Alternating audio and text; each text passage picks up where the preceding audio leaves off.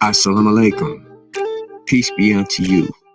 We'd like to thank you for tuning in today, and we welcome you back for another edition brought to you by Muhammad's Temple United.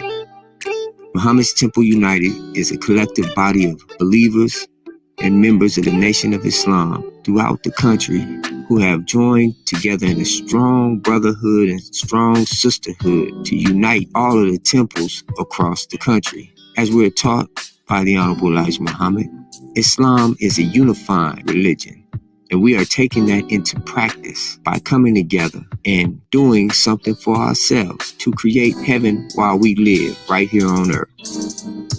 We invite you all to join us in this beautiful unity of brotherhood and sisterhood. Whether you are a member of the Nation of Islam or you are new to Islam, we welcome you to come and join us as we come together and build something for ourselves.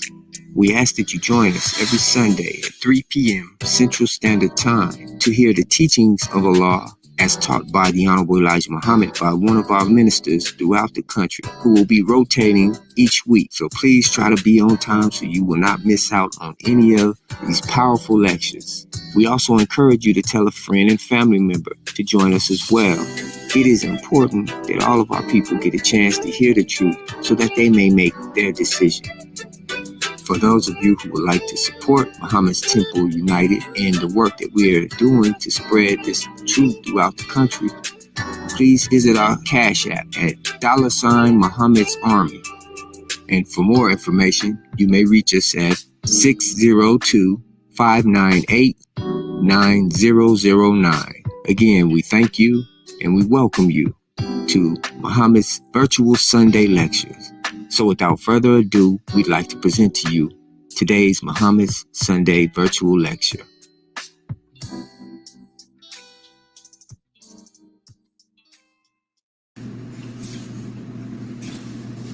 Assalamu alaikum. In the name of Allah, the Beneficent, the Merciful, the All-Wise, the True, and the Living God, who appeared among us, the Black man and woman of America, in the person of Master Farad Muhammad, introducing himself as W.D. Farad, and of course, in the name of his messenger, the most honorable Elijah Muhammad. I greet our viewers, our listeners, once again, in the greeting words of peace and paradise, in the Arabic language, the language that was stolen from us, the language that was ripped from our minds and raped from our tongues. Once again, Assalamu alaikum. Assalamu alaikum is an Arabic word that means peace be unto you. If you are Hebrew, it may sound as Jesus was an original Hebrew, or one who taught freedom, justice, and equality, he would say, Shalom Alaikum. So we greet you in that, and we greet you all with peace and hope that we seek some kind of sanity in the world that we live in today. My name is Brother Abdul Haqq Muhammad. I'm a member of the Nation of Islam. I've been a member of the Nation of Islam ever since I was about 15 years old. I am associated with and a member of Muhammad's Temple United.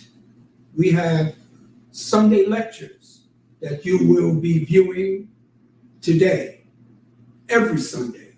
So we're asking you to tell your friends, your family, your associates to tune in and hear what we have to say based on the teachings of the Honorable Elijah Muhammad. Before we get started, I just want to open up, as we always open up in our meetings, wherever we are. Prayer is always good. Prayer is an affirmation. Prayer is something that we need internally. And you might say, well, who hears us? Well, you hear yourself. Allah always hears you because you are yourself, and yourself is the the supreme of all beings. So we ask you to join us. We stretch our hands out in this manner and we pray in this manner. And you just bow your head slightly. In the name of Allah, the Beneficent, the Merciful, all praises is due to Allah, the Lord of the worlds, the Beneficent and Merciful, Master of this day of judgment in which we now live. Thee alone do we serve, and thee alone do we beseech for aid. Guide us along the right path, along the path of those who thou hast bestowed favors, but not along the path of those whom thy wrath is brought down, nor those who go astray after they have heard thy teachings. Say he, Allah is one God, Allah is he who nothing is independent, but upon we all depend. He neither begets not, nor is he begotten, that there is none like him. And I bear witness that none deserve to be praised or worshipped besides Allah, who came in the person of Master Farad Muhammad, and I bear witness that the Honorable Elijah Muhammad is his true servant and messenger and apostle. Ameen. Brothers and sisters, that prayer is the quintessence of Islam. In that prayer, which is said by over 1 billion Muslims all over the world, regardless of what country they are in, we all say that same prayer. And it really culminates all of what we believe in Islam. I'd like to thank Brother Daniel, who is really a minister among us, for giving us our opening and introduction, and Brother Minister Wali Muhammad for helping me and encouraging me to talk again. I haven't done a lecture in many, many years. I will be giving a 3-part lecture. But before I tell you about that, brothers and sisters, what you see in the background is From God in Person, Master Farad Muhammad by Elijah Muhammad, the Messenger of Allah, How to Eat to Live. I will be concentrating on that every time I speak, because our people are dying from poor health. We go on to doctors, we're spending thousands and thousands of dollars on medical care, on medications. But what's killing us is what we eat. What's killing us is what we consume in our bodies. And the Honorable Elijah Muhammad introduced a book in part 1 and 2 called How to Eat to Live. Most of us eat for taste. And if you don't listen to anything that I say when you finish viewing this video, please do not eat wrong because you're dying. I was a parole officer in New York City, or New York State, well, part of New York City, for over 25 years. And one of my responsibilities was to, when the brothers and sisters would come and I would take their urine, because they were under conditions not to use drugs, not to use alcohol, not to smoke marijuana, not to do anything that was of substance abuse. And there were young men, many of them under 40. I would take their urine, and when they gave me the urine, we would put it in a little bottle and we would test it for different substances. And their urine, when I took their urine was dark as Coca-Cola, as Pepsi-Cola. That means their kidneys were shot. This is why we suffer from diabetes. This is why we suffer from kidney failure. This is why we suffer from stroke, because our body, our kidneys have been compromised. So, your kidneys flushes the poison from your body. So if you're taking in all those toxins, then you're dying. And I would ask him, I said, brother, you don't drink water? He said, I don't like water. I said, don't you know that water is the source of all life? 75% of your body is water. That's what's killing us in the foods we intake. Now, I know we eat Chinese food, we eat all kind of foods that are not really good for us. I know we eat those things because they're tasty. They're good. They taste good, I should say, but they're not good for us.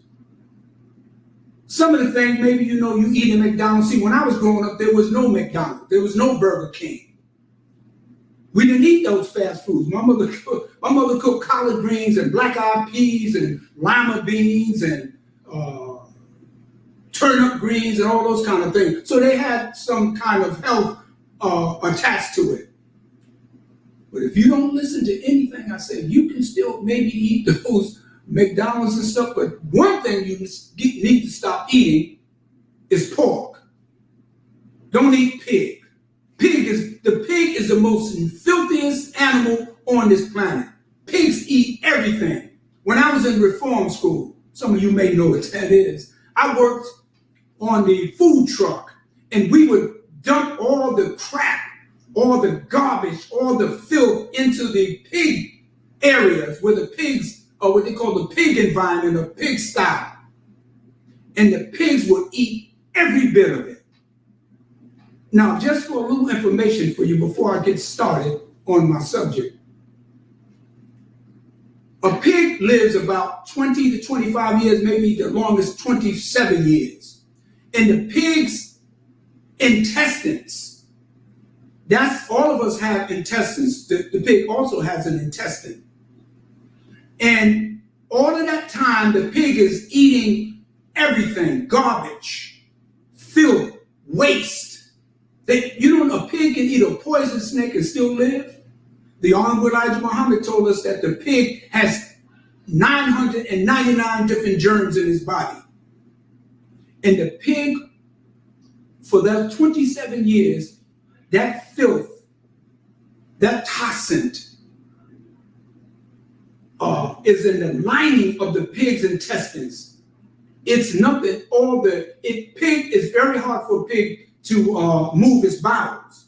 So in the pig, it has a hole in the back of his feet. And it releases, it's almost like a canal. It releases the toxic or the waste that the pig cannot relieve itself with. But the rest of that stuff is there for 27 years. And right now, some of y'all are going to be eating chitlins. That's the pig's guts. Malcolm said, you're nothing but a bunch of gut eaters. And you'll eat that pig, you eat them chitlins, and that's nothing but guts, the pig's guts, the pig's intestines. And you have to clean it. But all of that waste, all of that doo-doo is on those intestines, and you have to clean it. I remember as a child, my mother used to cook that. Man, we used to all have to get out of the house. That's how bad those guts or those intestines. They eat every part of the pig, from its tail to its snout, from its snout to its tail. That's right. They even eat his testicles. I live in a place called Coney Island in Brooklyn, New York. They have a place called Nathan. Some of y'all might know about it. You can go into the area of Nathan's and ask for mountain oysters. You know what mountain oysters are? That's the pig's testicles and his penis. Yes, that's what I said. And you eat it. They sell it to you. People go buy it. And you eat that pig. And that's why some of y'all look so bad. That's why some of you got all kind of aches and pains and rheumatism and arthritis. And your kidneys are shot. I remember when my mother cooked that, we had to get out of the house. And when I came into the nation, when I learned that the pig is something that we shouldn't eat, I came home after I learned that how filthy that pig was. I went into my house and drew out all the pig that was in the house. I went in the refrigerator, I went in the pots. Man, my mother came up to me, she stepped to me, she said, boy, are you out of your goddamn mind? She said, you don't buy nothing here.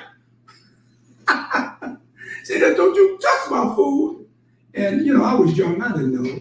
And I went and told the minister at the time, I think it was Minister Louis 6X or Minister Farrakhan at the time. I was only a teenager. They said, Brother Ronald, my name at the time was Brother Ronald. I said, Brother Ronald, you can't do that. That's your mother's house. That's not the way you handle things. But I didn't know, but I was so upset that she was fixing that. But as time went on, my mother got older, and she told me one day, she said, thank you for telling me that. And we eventually got my mother off of eating that hog. But I just wanted to introduce that to you. I'll tell you some more about the great properties of learning about how to eat to live. That's why I look so good. I look good. I feel good. Because Allah has blessed me. I mean, we in the Nation of Islam, I was in the Nation of Islam literally almost 5 years before I went to one funeral. I didn't think Muslim died. That's how we didn't go to it. I never heard people in the nation at the time, brothers or sisters, saying, my legs I can't walk, my stomach, I got arthritis, or I got diabetes and kidney failure. Never heard those kind of talks. The only funerals I went to was a Muslim was shot and a young brother died accidentally. That's the only funerals I went to. I literally didn't think Muslim died. But I will be talking about that in the future. There's 3 things I want to talk about. And that is the Honorable Elijah Muhammad. Who is Elijah Muhammad? There's a saying that all the ministers used to say, he's the most misunderstood, misrepresented black man in America. We don't know him. You have generations of people right now don't even know anything about the Honorable Elijah Muhammad. And Black History Month is coming up. They don't talk about him in the Black History Month programs. They'll tell you about Malcolm. They'll tell you about Dr. King. They'll tell you about Frederick Douglass, Ida B. Wells, Sojourner Truth, Harriet Tubman. But they will not mention Elijah Muhammad. Why not? He did more with black people since the time of Marcus Garvey than any other leader that came among us. But why don't they talk about him? So we're going to tell you who Elijah Muhammad is. Who is this man? Where did he come from? Why is he so mysterious? And the next question that we're going to cover is, where did the Honorable Elijah Muhammad get his teachings? Some say from Noble Drew Ali. Some say he was a member of the Moorish Science Temple. Some said he was a member of Marcus Garvey's movement. Others attribute him to learning in certain schools in the South when he was a little boy. But where did he get his teachings from? Why was he so successful with the black men? I mean, I knew brothers that the white man's schools and educational centers, their institution, the prison houses, could not reform these men. Elijah Muhammad said one thing to them, and it changed their very lives. You have to remember Malcolm. See, we praise Malcolm today, but Malcolm was a stick-up kid. He was a criminal before he met the Honorable Elijah Muhammad. He was a drug dealer. He sold white women to black men and black women to white men. He was a hustler, a pimp, a two-bit man in the street. But what changed his mind? What stood him up and made him different now that they got him on a postal stamp now? They didn't want to have nothing to do with him. But he came from prison. He took Muhammad Ali, who was another just ignorant boxer. And now all the people of the world, Muhammad Ali is known all over the world in the most remotest part of the country. You mention his name, everyone knows him. Everyone knows Minister Louis Farrakhan, Wallace D. Muhammad, or Imam Wallace D. Muhammad. All of his ministers and the sisters are known all over the world for their great contribution because of this one man. But where did he get his teachings from? We want to know. The third thing that we're going to discuss about this man is what motivated him to stay on this path for all of the years. For nearly 44 years, this man taught in America.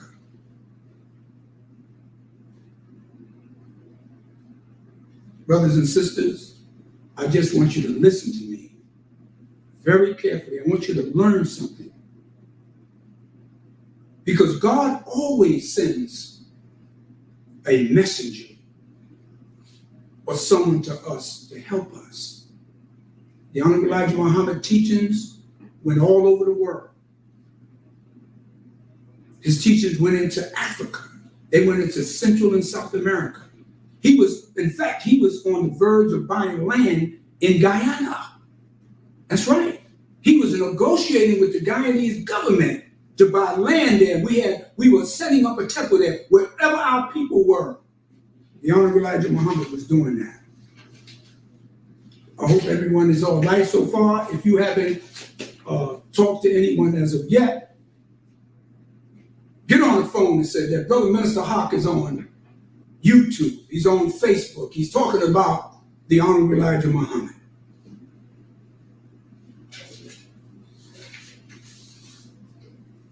Now, who is this man, the Honorable Elijah Muhammad, the misunderstood, misrepresented? He was a flesh and blood man, just like me and you. Just like me and you. He was born. He was raised. He functioned. He didn't drop out of the sky. He was just like me and you, born of flesh and blood. But what was so profound and unique about this man? One of the ministers said when he first met him, he was so humble. He said he looked in his eyes. He said he saw in his eyes the pain and the devastation of 400 years of devastation of our people here in America. He said he had eyes looking for salvation for our people. Stokely Carmichael, you might have heard of him. Our brother Kwame Ture, who's no longer with us. Brother Kwame Ture said he had heard about Elijah Muhammad. He said he heard Malcolm speak at Howard University. He heard him speaking at Howard University when he was a student there. And he said when he heard Malcolm, he said, where did this man get these teachings from? And Kwame Ture had an opportunity and he was invited. A meeting was set up by Muhammad Ali and Malcolm and them for Kwame Ture to meet the Honorable Elijah Muhammad. He said when he went to his house, he said he thought he was going to see this big man, this tall man, this strapping man with all this, He said when he went in, he said he saw this small man, humble man, very meek man, unassuming. But he said, you mean this little man commands all of these people, this great nation of Islam? He said, how is that done? He said that blew his mind. The Honorable Elijah Muhammad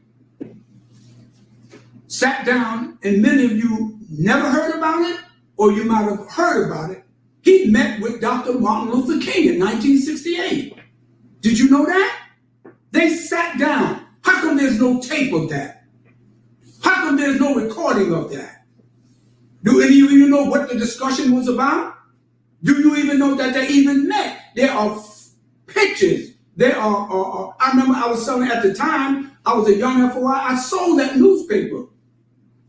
And the Honorable Elijah Muhammad sat down with Martin Luther King. They had his wife, Martin Luther King's wife was there, Sister Coretta Scott King. You don't even know what they talked about. One of the things they did mention, they had agreed that they would work together for the salvation and the liberation of our people. And not long after that, Martin Luther King was assassinated. You all know Martin Luther King met with great leaders of different countries and governments. You know he got the Nobel Peace Prize. You know he did the Great March on Washington. You know he went into Memphis where he was assassinated. How come you don't know that he met and had a discussion and exchange with the Honorable Elijah Muhammad?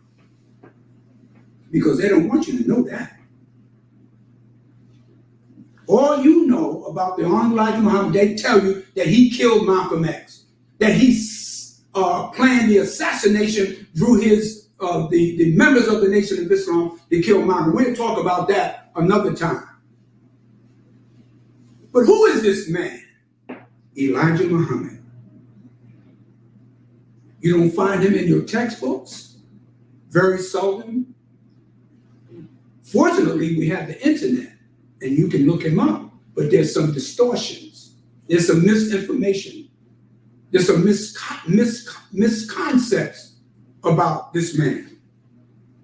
Who is he that we, his followers, would go above and beyond to help him? When I was a parole officer, my supervisor, who was a member of a church in Brooklyn, New York, Reverend Johnny Youngblood's church, which is called St. Paul's Baptist Church in East New York, Brooklyn.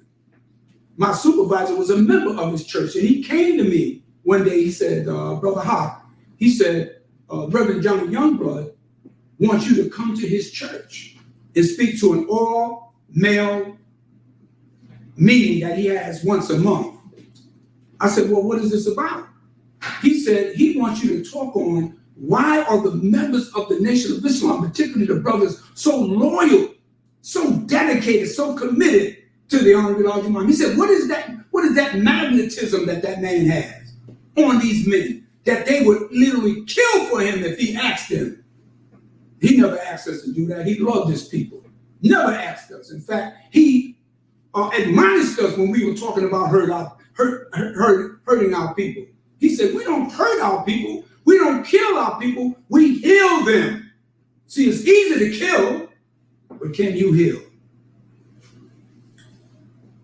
And I got a chance to talk to the men, and I told them, I said, you know what makes us dedicated, committed to the Honorable Elijah Muhammad?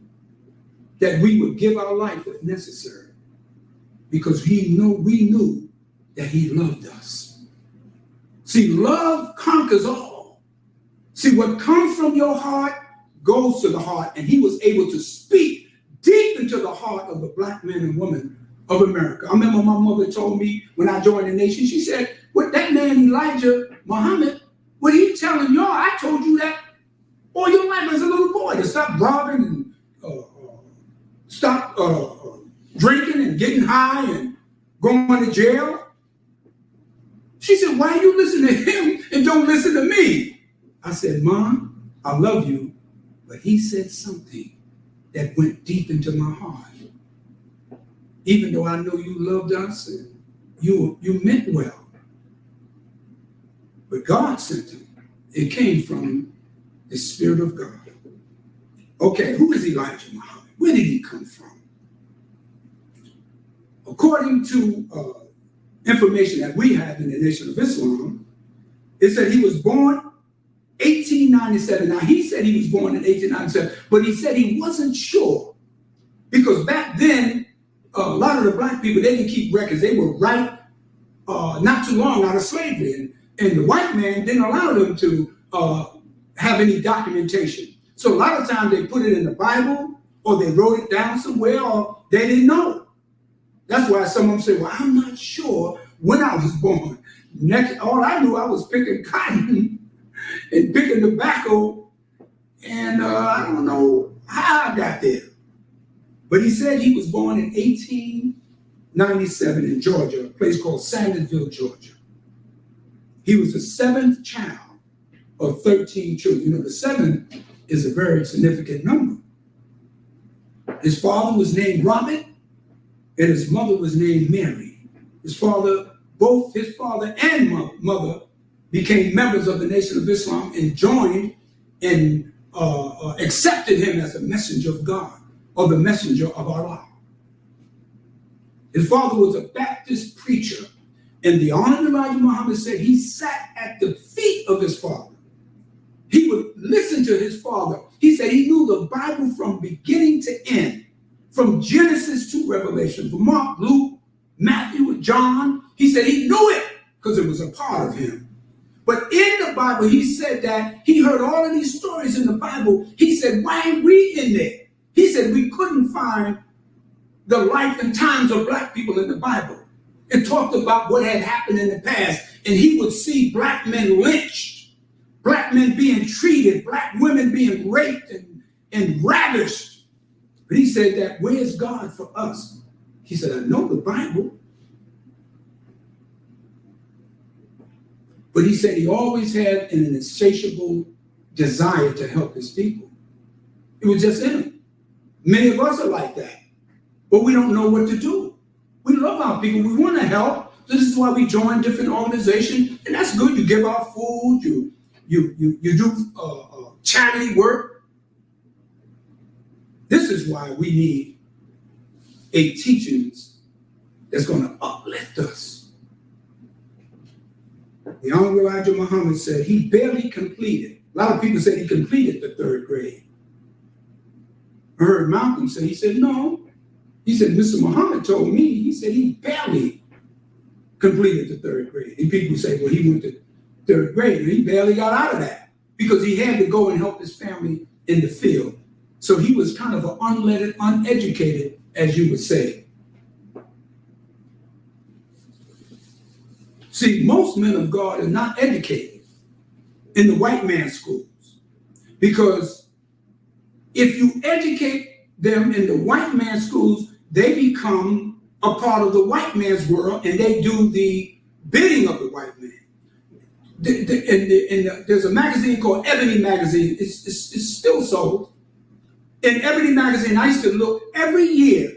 They would have like about a series of articles, and they would have a article that says all the up and coming black leaders of the future, and they would have all these young brothers and sisters. Most of them were under 30. They were from different colleges and universities, and they said these are the new leaders for Black America. After that magazine came out, 2-3 years later, I said, where are these people? What happened to these up and coming black leaders? They got co-opted. They got disenchanted. They got short-circuited because they took their knowledge, they took their education, and they went into corporate America. They got jobs working for the white man, and then they became complacent, and then they leave the the black community and run to the white community. And you know what? I feel so sad when I hear black people, men and women, they get on radio, they call the talk show, they say, you know, I live in a white community, and I have my child there, and the white children and the white teachers treat them so bad, and they don't even want us in the white community. Well, why did you run from your community? Because you thought if you lived in an integrated community or mostly white community, you'll live better. But then you run into these problems, and then you realize, maybe I should have stayed where I was at. They had in the Muhammad Speak newspaper, they had a little cartoon.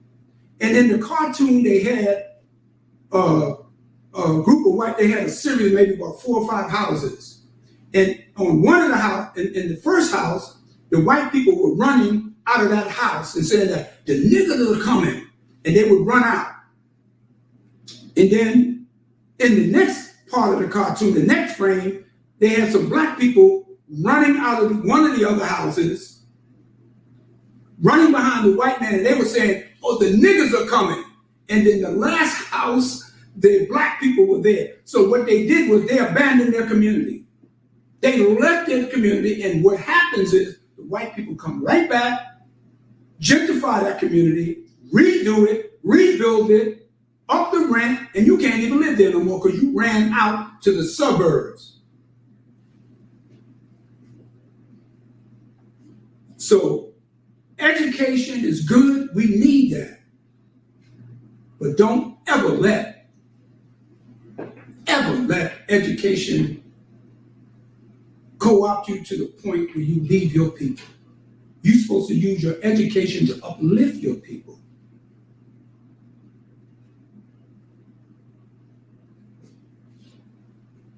When he was a younger man, the Honorable Elijah Muhammad had a small family at the time, and he went from Georgia to Detroit, because that's where all the jobs were at.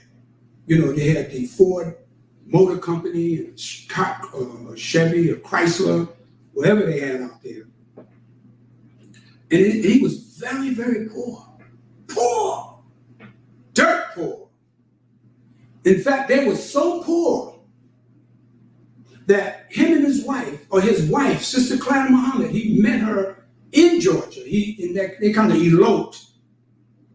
And they used to go down to the old marketplace where they used to throw all the rotten fruits and vegetables, and they would go down there and try to salvage whatever they can get. They were so poor. They didn't have anything. This was right there, almost near the Depression.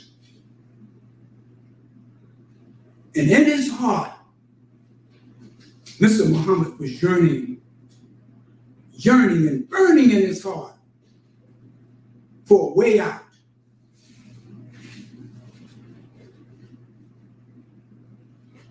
He was a country boy. He was from the South. But where did he get his teachings? Where did he come from? He was able to raise thousands of people all over the country. Who taught him? Again, I say, some of you said, he was a member of Noble Drew Ali movement. The Honorable Elijah Muhammad never told. Why would you not believe him if he told you he wasn't? Why does he have to lie? He honored those men. When I came in, I didn't know anything about Noble Drew Ali before I came in the nation. He was the one that told us about the Honorable Noble Drew Ali, the prophet. He said he was never in that movement. Now, there were people that were around at that time. They don't even really show pictures of him in the movement. They got a lot of pictures at that time. Some say he was in Marcus Garvey's movement. He said, I wish I had the opportunity to stand with those great men. He said, I would have stood with them if I'd have knew. He said, I was a country boy. I had just came from the South. And he told us of these two great men that we love.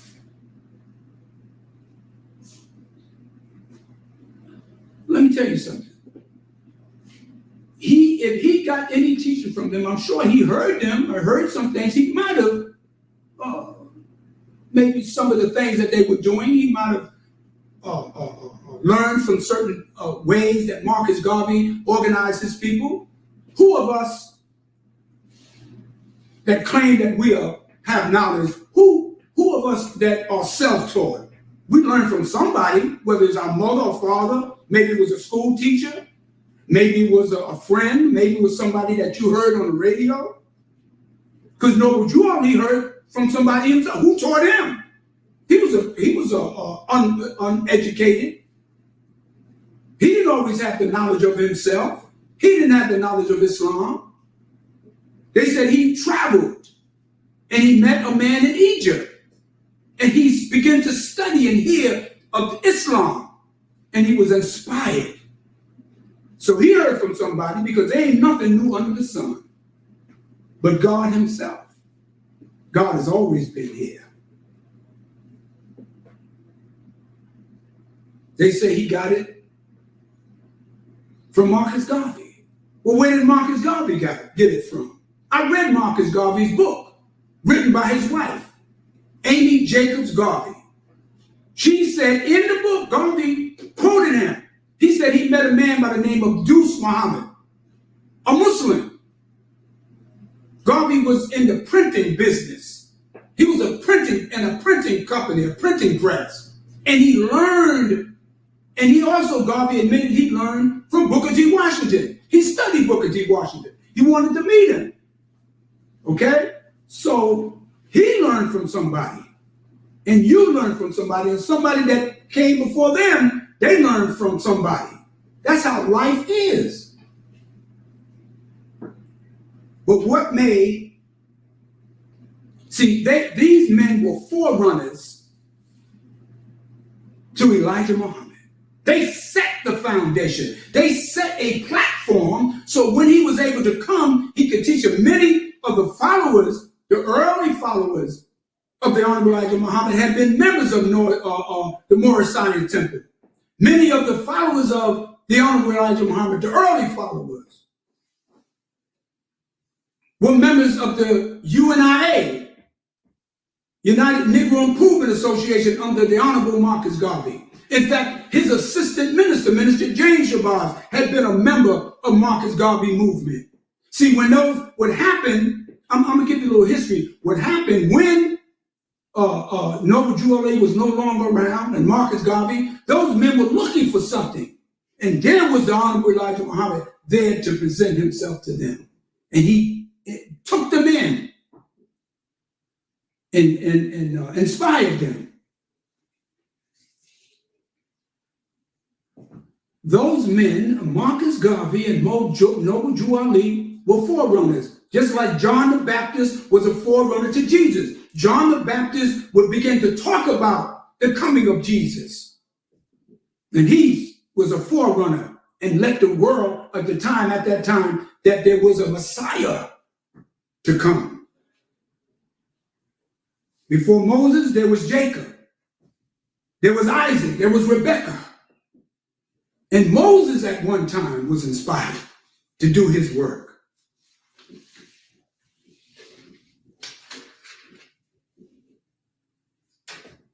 Someone taught each and every one of us. And the Bible and the Holy Quran, both the Bible and the Holy Quran, didn't just pop up out of nowhere. Someone wrote them. Some say it was from God. I'm going to tell you what the Honorable Elijah Muhammad said. He said, who made the Holy Quran a Bible? How long ago? Tell us why Islam renews its history every 25,000 years. He said the Holy Quran or Bible is made by the original people who is Allah, the black man and woman of Asia and the world. That's who made the Holy Quran or Bible, black people. Well, you said, how does that be? God made it. Well, God didn't sit down and write it. So they had to have a pen. They had to have some ink.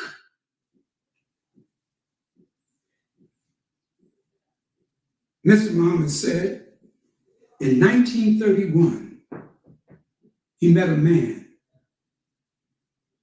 by the name, who introduced himself by the name of W.D. Farad.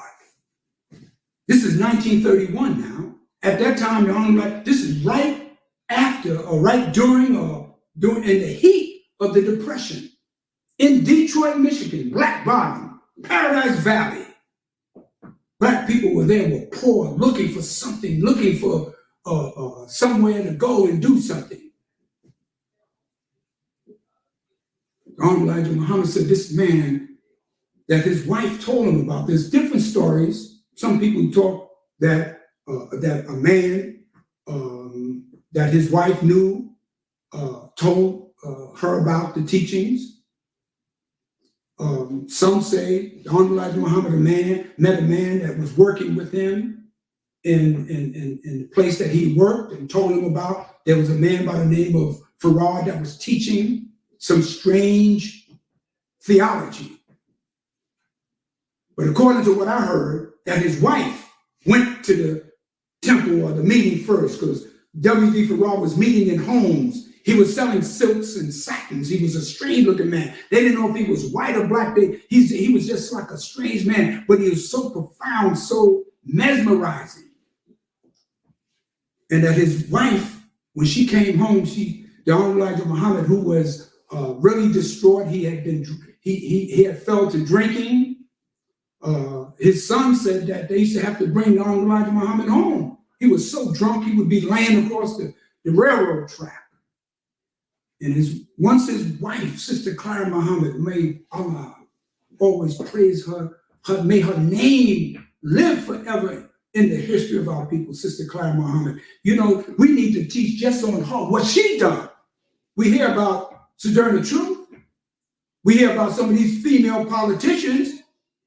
We need to have a subject and a book and a biography on Sister Clara Muhammad. She said she went home and she told her husband, she said, I think what you can hear at this meeting, I think this can help you. And the Honorable Elijah Muhammad said he went to the meeting and he sat in that meeting and he heard what he has been yearning in for all of his life.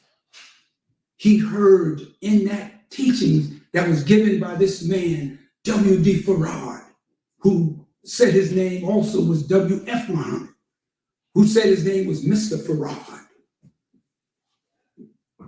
He said what he heard is what he had learned and read in the Bible all of his life. And it just connected with everything that he had been taught and thought about. He said he sat with this man. He said right after the meeting, he shook the man, said, because everybody would shake his hand, you know, after the meeting, and they would shake W.D. Farad's hand. And he shook his hand, and the Honorable Elijah Muhammad, as the story goes, went up near him in his ear and said, I know who you are. He said, you're the one that the world has been waiting for the last 2,000 years to come. And he said, W.D. Farad looked at him with like a kind of strange look and said, He said, who else knows this but you? He said, no. He said, no one else. He said, well, don't say nothing. I remember as a little boy, my mother and father now, they said, W.D. Farad came from the East. He told him, he said, I'm your brother from the East. I come to give you the knowledge of God, the knowledge of the devil, and the knowledge of self. He said, I came 9,000 miles. He said, I come from where you came from. He said, you have not yet seen me in my holy or royal robes. He said, you come from great civilizations. That's what he was telling the people. And he told the Honorable Elijah Muhammad, he said, we will raise our people up and teach them that which they need to know. When I was a little boy, my mother used to sit around with her friends. They would be drinking beer and drinking liquor, and they would get, you know, black people, there's something strange about us. Once we start getting drinking, we get serious. We start talking some serious stuff. And I would hear my mother and them say, there will be a dark nation from the East that will come, and they will be the new rulers of the world. I used to hear that as a little boy. And I never understood it, but that was something, is the fulfillment of the Honorable Elijah Muhammad meeting with W.D. Farad, who came from the East to the West to find us, the sleeping, dead black men and women of America. And this is a fulfillment. Him coming is a fulfillment of the seed of Abraham. In the book of Thessalonians, chapter 5, verse 2, it said, God will come as a thief in the night. And we represent Abraham's seed. God is speaking to Abraham, saying, know for surety that your seed will be a stranger in a land that is not theirs. And they will be afflicted and persecuted for 400 years. Then God said, but I will come. He said, I will come, not a prophet, not a messenger, not a priest or a rabbi. He said, I will come and meet you and I will raise you up in great power and substance, and you would go into a land of your own. He gave us the knowledge of self, the knowledge of God, and the knowledge of devil. But you might say, well, wait a minute, Brother Haqq, you saying God met Elijah Muhammad, a man met Elijah Muhammad in Detroit, Michigan in 1931. He said, but God is a spirit. God is a soul. How God going to be in a physical body? And how could God go meet him? See, if God can speak, God spoke to Moses in a burning bush. God spoke to Abraham and his wife Sarah. Okay, God spoke to Jesus in Jerusalem in Palestine. Okay, God spoke to Prophet Muhammad, may peace be upon him, in Saudi Arabia, 1400 or close to 1400 or 2000 years ago. But all of a sudden, God could speak to all of these men. God can inspire all of these women, Rebecca and Mary. But he can't speak to a black man by the name of Elijah Muhammad. All of a sudden, is God racist? He can't speak to him, but he can speak to all these other people? See, that's because inside of us, we don't think black people are anything. God don't speak to niggas, but he spoke to all these other people.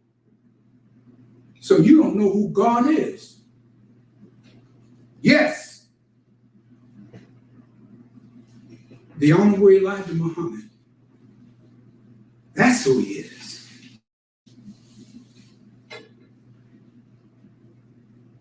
The Islamic world rejected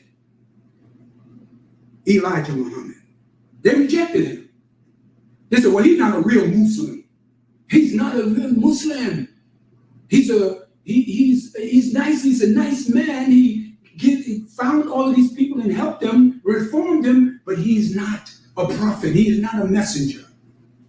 Well, who claimed that you won? Did you know when Prophet Muhammad, may peace be upon him, rose up in Saudi Arabia? Do you know they rejected him when he told them he was a prophet of God? In fact, they tried to kill him. His own family tried to kill him.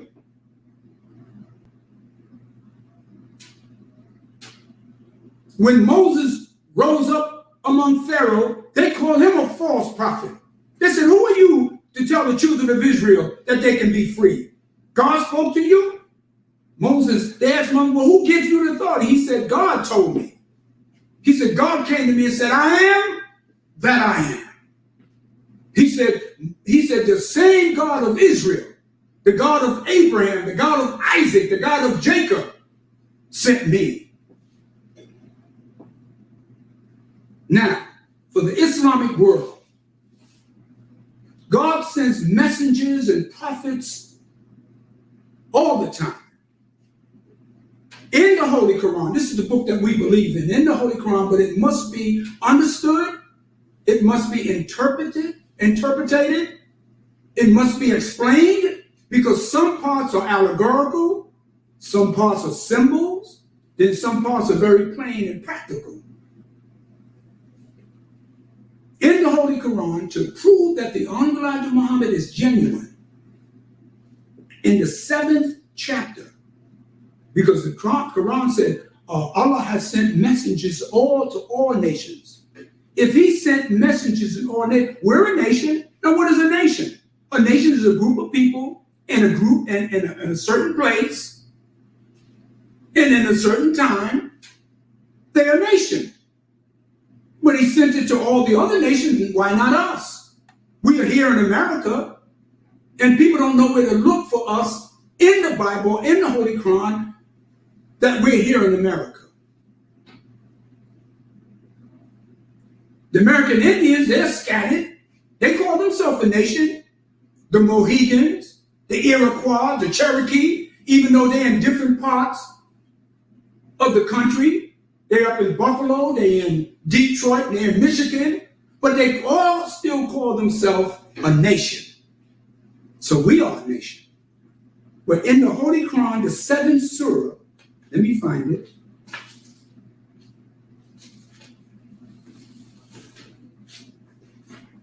Give me a minute, brothers and sisters.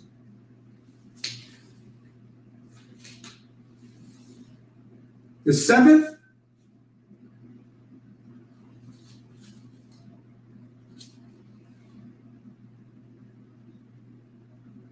in the seventh surah, in the 34th verse.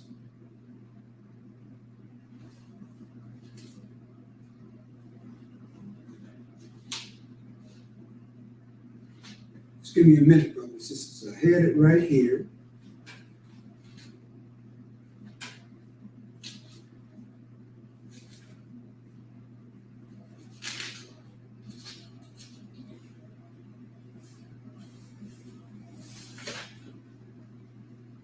And it says, and certainly is the book of Moses, the prophet like Moses. It said, and certainly we gave Moses a book after we had destroyed the former generations, a clear argument from men and the guidance and mercy that they may be mindful. The Honorable Elijah Muhammad is styled as a prophet like Moses.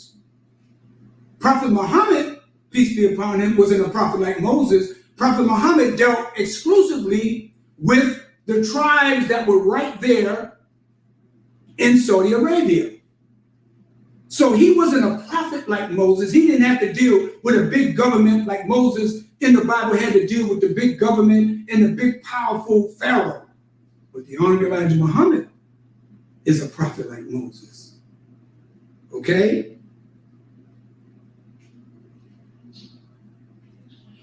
It says, we raised Moses from among the people, and the Honorable Elijah Muhammad was raised from among us.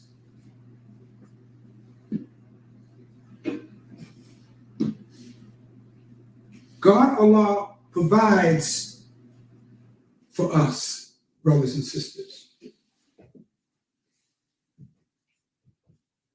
He gives us that which we need as a people. That is who Elijah Muhammad is. The man is so vast, so deep. And they used to say the Honorable Elijah Muhammad was ahead of his time. No, he was on time. But there's so much about him that we have not understood and knew about this man. So you don't know him because they won't teach you about him. They'll talk about all of his other ministers and followers, but they never really dwell on him too much because he wasn't like. See, every prophet and messenger that comes, they always reject them. They always see them as obscure, strange individuals, and they said it about all the prophets of God. But that's just a little about the Honorable Elijah Muhammad. In my next installment, brothers and sisters, I just want to leave you all with that. Just leave you with that until our next lecture. And we will go into what inspired him. What made him stay on his post. I remember one writer said about him, said that there was one thing about the Honorable Elijah Muhammad, this writer said. He said that a lot of these leaders that come up in Black America, he said, they have never remained on the same course. They change and their hair there and everywhere. He said, whatever you think and you disagree with the Honorable Elijah Muhammad, you may disagree with him. But one thing, he stood on the foundation that he started with from beginning until he died. He said the man never wavered. He said that he stood firm on that which was taught to him. And that was, and the writer said that's what made him successful than all leaders that came before and after him. So brothers and sisters, I just gave you a taste. I just whet your appetite to know about who this man and what he was taught. And I will tell you about some of the lessons he gave us and some of the things that he did and he said to us that were said in the mosque, in the temples. I was a young man in a class called the young adult class. I was about 16. And the Honorable Elijah Muhammad told Minister Farrakhan at the time, he said, set up a class and teach my young adults. You had to be at least 13 to 21 to be in that class. And Minister Farrakhan told us one day, he said, brother, he said, the messenger told me to tell your things that no other believers in the Nation of Islam were taught. He said, these are the young adults. I want to infuse them, the Honorable Elijah Muhammad said. I want to give them something that will impregnate them with a certain unique truth. And I think that's what kept me in the mind and heart of the teachings of the Honorable Elijah Muhammad. I think that was very significant in my life. So we'll talk about some of that, what I heard back then. But I just want to thank you again, my brothers and sisters, for listening to me and hearing what I have to say.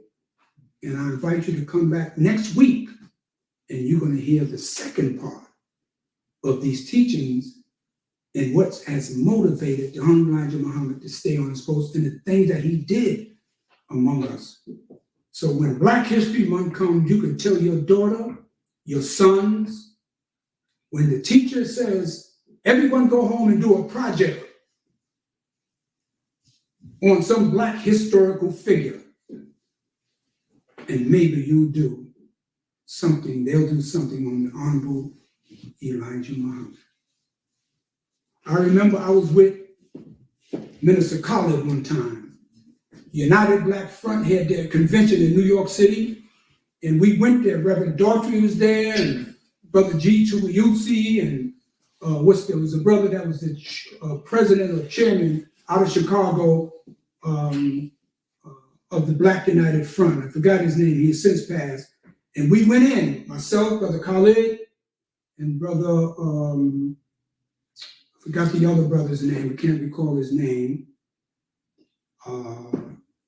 And Khalid looked around, they had pictures of Marcus Garvey, they had pictures of Noble Drew Ali, they had pictures of Martin Luther King, they had Sojourner Truth, all Black leaders. They even had Kwame Nkrumah and some of the Patrice Lumumba.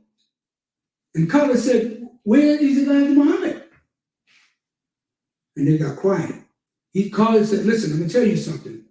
He said, I'm not speaking today. Khalid was was the keynote speaker. You know, Brother Wahid, that's who was with us. And Khalid said, I'm not speaking if there is no photo or something displaying or depicting the Honorable Elijah Muhammad. They went scrambling, they ran around, they found one. See what I'm saying? And these were so-called leaders. They had pictures of Malcolm. Okay? So, brothers and sisters, you'll learn more. And we're asking you to come back next week and tune in next week, and we will teach some additional information. And again, I thank you for listening to me. I hope I didn't say anything to hurt anybody's feelings. That's not our intentions. It's to give you the knowledge of what we learned from the Honorable Elijah Muhammad. So at this time, brothers and sisters, as we always do, we're going to close out in a short prayer. And just follow me, or not follow me, but listen to what I have to say. And I know some of you may not believe in Allah as your God, or whatever God you say you believe in. They just concentrate on the principles of truth. Let's pray. In the name of Allah, the Beneficent, the Merciful, who came among us in the divine person of Master W.D. Farad Muhammad, in the name of his messenger and apostle, the Honorable Elijah Muhammad. O Allah, we ask thy help and we seek thy mercy. We ask that you give us the mercy that we sometimes may not deserve, because we know that you are the oft returning to mercy. Oh Allah, we ask that you strengthen us in our knowledge, our wisdom and understanding, and in the science of everything in life. And oh Allah, we ask in this time of judgment, in this time of pandemic, in this time of confusion in America and the world, bless us and protect us as we go forth in the best of our ability to teach the truth. And oh Allah, if we stumble, if we fall, if we make a mistake, we ask that you forgive us and bless us to get up again. And oh Allah, as we move forward, we ask that you protect our families, the mothers, the fathers, the aunts, the uncles, the nieces and the nephews, the children, the grandchildren, the great-grandchildren, and protect all those that are of truth and righteousness. We ask this in your divine name and in the name of your servant, the Honorable Elijah Muhammad, and we thank you for giving him to us. And we thank you for all those that promoted his truth and that continue to do it in this day and time. We ask this in your name again. Ameen.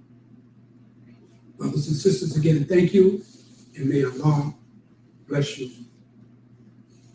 Assalamu alaikum. For more information on how you can reclaim your own, call us at 602-598-9009. Muhammad's Temple United, uniting the black man and woman across America and across the globe.